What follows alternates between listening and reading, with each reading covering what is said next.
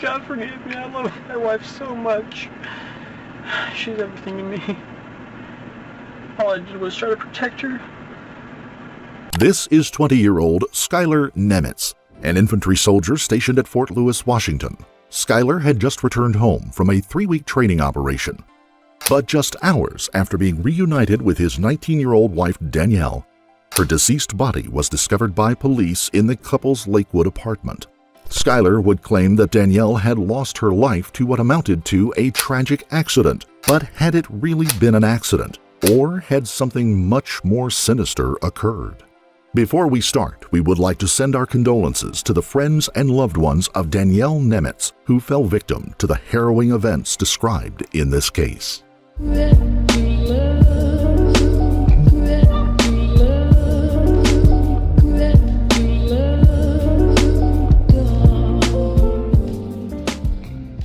Born 7 weeks early on January 11, 1995, Tara Danielle Rippian was described as a miracle baby.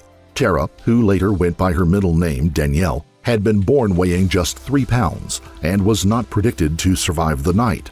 But Danielle had defeated those odds, and it was this inner drive and love of life that later would be remembered most by those who knew her. A flyer on the cheerleading squad, her teammates described her as a small stick of dynamite, owing to her petite frame and charismatic personality. But deep down, Danielle craved a sense of belonging. At just 2 years old, Danielle had lost her mother to cancer. She had been raised by her grandmother until the age of 14, when her grandmother also passed away. Danielle had moved in with her stepfather, Michael Bolton, but he had his own share of troubles to deal with. Her coach remembers Danielle seeking stability in the boys that she dated and their families. She'd later say, "She always got very close with the families of the boyfriends she had because they were the most stable part of her life." But it was just that need to be loved. During her final year of high school, Danielle met 20-year-old Skylar Nemetz on Facebook. Skylar had recently enlisted in the Army and was due to begin basic training in Georgia. But the pair soon embarked on a whirlwind relationship. Skylar later described it as a case of love at first sight. As for Danielle, within weeks, she was telling her friends that Skylar was the guy she was going to marry. None of this surprised those who knew her, but even by Danielle's standards, their relationship was moving fast. Skylar's mother, Danette Heller, remembers being taken aback when, just a month after the pair began dating, Skylar asked if Danielle could move in with them. Danette had some reservations but eventually agreed. When Skylar returned from boot camp at their first Christmas, he took Danielle to the top of Kneeland Mountain and proposed to her. She accepted. And just 3 months later, on March 7, 2012, the same day as Skylar's graduation from basic training, the couple married at the local courthouse. Within weeks, Danielle had left school and they had relocated to Lakewood, Washington, where Skylar had been assigned his first stationing at Fort Lewis. The couple seemed to have the kind of love that most people dream of. With Skylar's encouragement, Danielle completed her final year of education at a local high school before taking a job at a granite counter company. She aspired one day to open a nail salon and began posting makeup tutorials on YouTube. The couple adopted 2 dogs and made plans to travel the world together before starting a family of their own. And they shared another passion: firearms. A favorite date night activity for the couple was an evening at a local shooting range. Skylar had grown up around guns and had fired his first rifle when he was still a kid. He handled weapons every day as part of his job.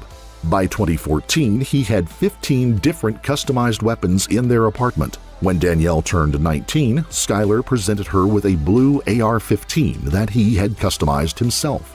But while things may have looked perfect from the outside, those closest to the couple knew differently. Michaela Yingling had been Danielle's best friend for years, initially bonding with her over their shared experience of losing their mothers at a young age. Michaela understood more than anyone Danielle's desire to belong, but she had had her reservations about Skylar from the start. He had taken Danielle away so quickly she never had a chance to get to know him, and he seemed to have no desire to involve her in their lives. When Michaela had been expecting her first baby, he had refused to let Danielle go home for the baby shower. During her regular FaceTime calls with Danielle, she noticed that her friend was often stressed about getting the house in order for him, right down to shampooing the carpets. Another lifelong friend of Danielle's, Samantha Minton, noticed Skylar's odd behavior. When the couple came home to visit, Skylar would leave Danielle at his parents' house while he went to see his friends alone. James Peltier, who had been a father figure to Danielle growing up, said, "I met him on 3 occasions. I think I shook his hand, and then he just went back to the car and left." According to James, Skylar made no effort to form any connection with the people closest to Danielle. When she confided in him that Skylar had smashed her phone during an argument, he asked Danielle if she was afraid of Skylar. Her reply had deeply concerned him. She said, "Only when he's been drinking." And that was just what her friends had seen as well. Neighbors would later say they heard the couple arguing on a nearly daily basis. Skylar, it seemed, was convinced that Danielle was being unfaithful to him. In one text, he had openly accused her of cheating with a childhood friend. Danielle wrote back, "You have either insecurities you need to work on, or you don't trust me when it comes to hanging out with Jeremy." And Skylar's issues extended beyond the remit of jealousy. He was infuriated if she spent any money without his permission and took to tracking her spending. On September 27, 2014, Skylar had left for a 3-week-long field training operation in Yakima, Washington. Danielle stayed home with the couple's 2-bedroom apartment and their dogs. No drinking was permitted during their training. Skylar had asked Danielle to have something ready for him when he returned and made a specific request: a bottle of Sailor Jerry rum and a bottle of Fireball whiskey. It was a seemingly innocuous request, but one that would become a major player in the events that would follow. On the morning of October 16th, Danielle FaceTimed with her best friend Michaela. She was leaving shortly to pick Skylar up from the Army base, and she told her friend that she was excited to be reunited with her husband. She had already bathed the dogs and decorated the house with candles. At 4 p.m., she FaceTimed Michaela again. Michaela remembers Danielle sitting at her computer in their spare bedroom and seeing Skylar laying on the bed behind her. He smiled and waved hello. Just 12 minutes later, the following 911 call would be made by neighbors. 911, what are you reporting? Hi, I think somebody was shot, our neighbors.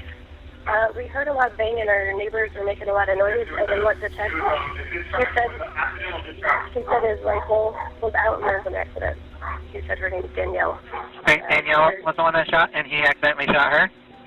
I don't know that part. We just heard the gun go off, and he said there's an accident. Okay, is she breathing at all? Is she breathing? Is she breathing? No. And you said you don't know his name? No, I don't. Can you ask him his name? What's your name? Skylar. You hear someone screaming? I'm their neighbor, and I heard a shot go off, and I wasn't sure if it was a shot or anything else. The husband had said that she's dead, and he doesn't want me going in to see her. It was a accidental discharge because the round was in a rifle. So the male told you that his wife is dead? Yes. Okay. So she accidentally shot herself, is that correct? Or what you've been told anyway? She accidentally shot herself. The husband did not want to talk about it. Okay. So we just need somebody here. Yeah, we have been notified, it sounds like, from somebody else. Do you guys know where that rifle is now at all? I didn't ask.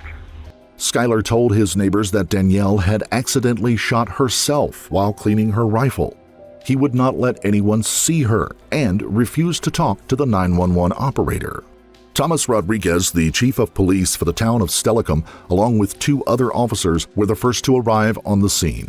In the spare room of the couple's apartment, he found Danielle sitting at her computer with her head slumped on one shoulder, a large pool of blood beneath her chair. She had been shot at close range in the back of the head and was pronounced dead at the scene. Outside, he found Skylar slumped on the bumper of his car. According to Rodriguez, Skylar's face was contorted and he was making sobbing sounds. But when he looked up at Rodriguez, his eyes were dry and he said, "I don't know why I can't cry." Skylar had already explained to Officer Darrell Moore that he had been taking the magazine out of his rifle when it had gone off against his leg. striking Danielle as she sat at her desk. He insisted that he had not seen the single bullet that was in the chamber of the rifle.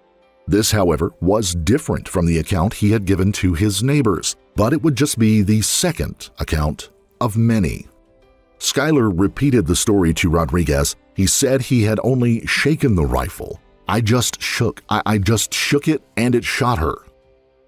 At 6:07 p.m., Skylar was arrested and placed in the back of a patrol car, where he was informed that he was being recorded on camera, both audio and visual.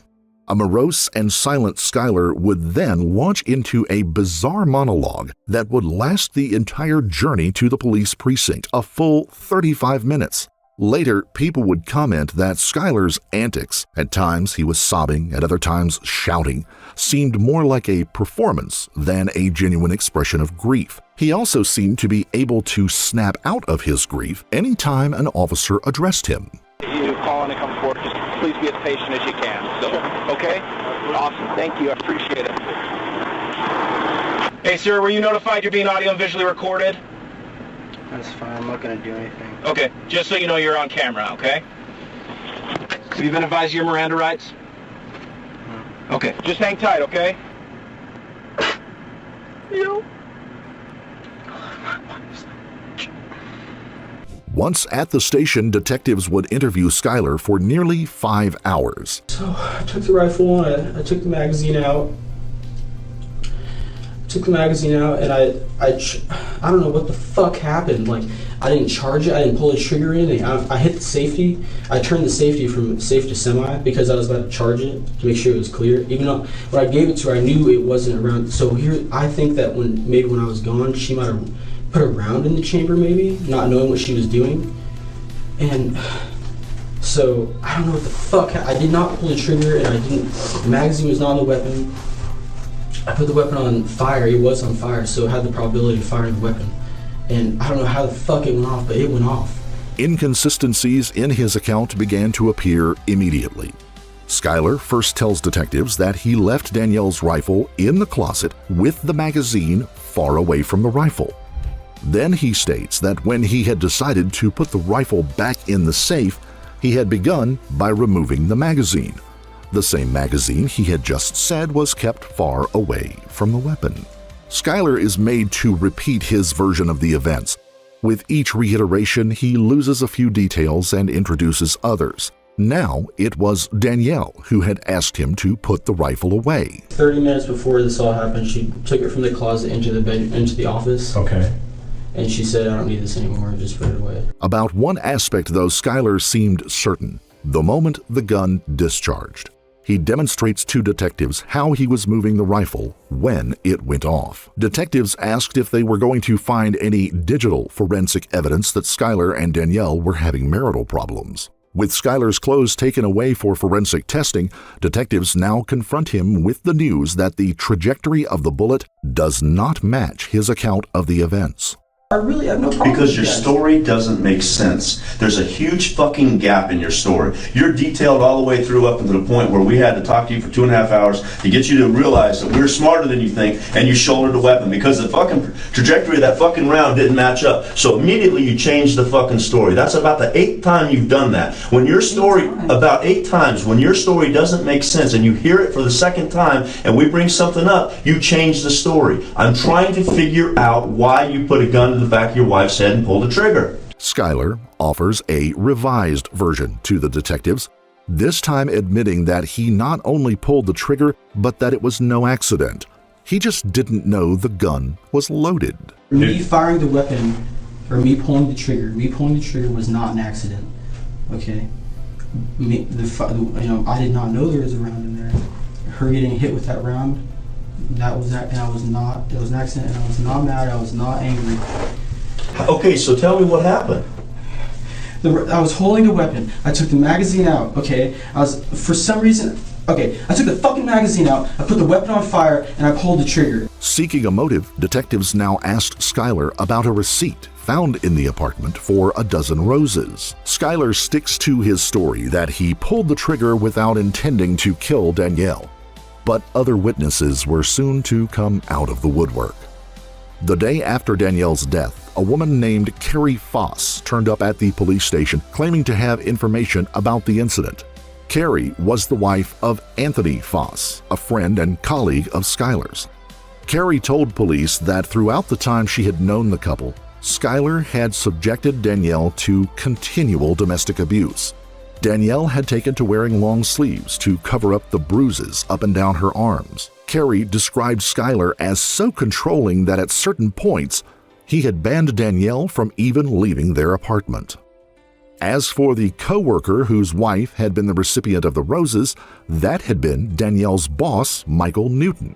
Carrie recalled Danielle telling her about Michael the first time that she had met him. Danielle confessed that she found him attractive, but that, as far as Carrie knew, had been the end of it. Not for Skylar, though.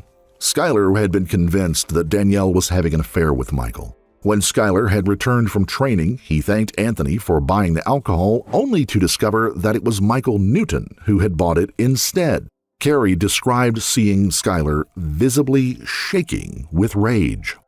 Carrie had also told police that during the 3 weeks that Skylar had been away, Danielle had met up with an old school friend by the name of Jeremy Henry. She told Carrie about the meeting over text, and Carrie believed that her husband Anthony had seen the messages and told Skylar. Detectives now spoke with Anthony Foss. Anthony admitted that he had been aware that Skylar had been violent with Danielle and that he and a former squad leader, Sam Phillips, had warned him that if it didn't stop, they would take action. Police then spoke to Danielle's boss, Michael Newton, as well as her old friend, Jeremy Henry. Michael explained that since Danielle was the company's first hire and he was the manager, he had been in frequent contact with her, but their relationship had never been anything more than strictly professional. So did the relationship become more than just a working relationship? No, not at all. Okay. We never did anything together whatsoever. In his interview with police, Jeremy Henry admitted the last time he'd seen Danielle was the previous Wednesday night. So you said 2 times you spent the night in the last 3 weeks over there? Yes, sir. And you were over there Wednesday night prior, but you didn't spend the night? No, sir. Okay. Were you over there any other nights other than 2 that you spent in the 3 weeks? I went to the mall there one time. Pierce County prosecutors now felt they had enough evidence to charge Skylar. Skylar had admitted to picking up an AR-15 and pulling the trigger while the rifle was pointed at the back of his wife's head. With the evidence of abuse, his failure to call 911, and his attempt to hide the evidence, prosecutors charged Skylar with first-degree murder of Danielle Nemets. Skylar was held in the Pierce County Jail under a $1 million bond. Upon hearing the news, his mother, Danielle, had sold her house, her car, and her jewelry to pay for his bond before hiring a top-notch defense attorney. While on house arrest in the lead-up to the trial, Skylar spoke to 48 Hours. She doesn't have a car anymore. I mean, that's all because of me. And yet, at the same time, she wants to do this. I mean, I did have to explain to my mom that what I did was, in the state of Washington, classified as negligence. And then, a year and a half after shooting his wife, Skylar Nemetz went on trial. The prosecution presented the jury text messages between the couple that revealed their constant arguments. Skylar, they said, was someone with an in-depth knowledge of firearms. He had fired his first gun at the age of 4, his first AR-15 at 11, and by the time he was a teenager, he was building and assembling his own. Skylar could not possibly have made such a basic error as pointing a weapon at someone and pulling the trigger. A forensic scientist from the Washington State Patrol examined the weapon that had killed Danielle. He tested the functioning of the rifle and the cartridge and performed a trigger pull analysis. The results came back as typical for a firearm of that type. He stated that pulling the trigger with one finger would be comparable to lifting a 3/4 gallon of milk with one finger. Numerous witnesses testified for the prosecution against Skylar, claiming to have personally witnessed the evidence that he had abused Danielle. Finally, it was Skylar's turn to defend himself. Skylar's testimony closely echoed the story he had told police during his interrogation. This time, though, he added that he had screamed Danielle's name after shooting her, and that, if it hadn't been for his neighbors pounding on his apartment door, he would have taken his own life out of distress. When asked why he hadn't rendered any form of aid, he claimed that he already knew she was dead. The prosecutor probed Skylar about the alcohol use and why, instead of holding his dying wife, he had chosen instead to get rid of the evidence by flushing the alcohol down a toilet. To this, Skylar got emotional, telling the jury that he wished he had done things differently. For some stupid apparent reason, I thought alcohol needed to be poured out, which is it was completely stupid. I don't know why. If I could have done what I wanted, if I could go back and do what was right, I would have sat there and held her, and I would have prayed. Skylar's fingers had allegedly been injured during the process of pulling the trigger. Prosecutors argued that the blood residues he had left around the apartment showed he had been in no hurry to get help or to answer the door to his neighbors. You left a considerable amount of blood at various locations within this apartment after you were injured, correct? I saw the pictures. Correct? Correct. Okay. That's when it happened, correct? As far as I know, I did not see the injury until I was in my interrogation. And I know that because in my interrogation I see myself looking at it. Did you just testify that you injured your finger in the firing of that weapon? Yes, I did. Okay. So we know that only after you fired the weapon would you have left a blood trail in that apartment, correct? Yes. All right. And among the areas that you left blood was what's called a spatter, I guess, technical term, but a significant amount of blood around the door frame of your bedroom. Correct? I believe so. Okay. And we also know that you left a smear on the top of the refrigerator in the kitchen, correct? Yes, I've seen that picture. Okay. And you also left a smear by the slider, correct? Yes, I've also seen that picture. And that would positively indicate areas that you went before you ever answered the door, correct? Yes, possibly. Possibly? Did you go to the slider after answering the door? I do not remember. You don't remember? Yes, sir. Okay. You remember pulling the trigger? No, I do not. Don't remember that either. In a closing argument to the jury, Skylar's defense attorney, Michael Stewart, reiterated Skylar's claim that the shooting of Danielle Nemets had been unintentional. Skylar may be guilty of manslaughter, but not premeditated first-degree murder. The jury returned with a verdict on March 3, 2016, after 7 days of deliberation. Skylar was found guilty of manslaughter, but cleared of first-degree murder. The jury had not believed the state's case that Skylar had intended to kill his wife. Skylar Nemetz was sentenced to 13.5 years in prison for the taking of the life of his wife, Danielle Nemets. He will be free by 2029.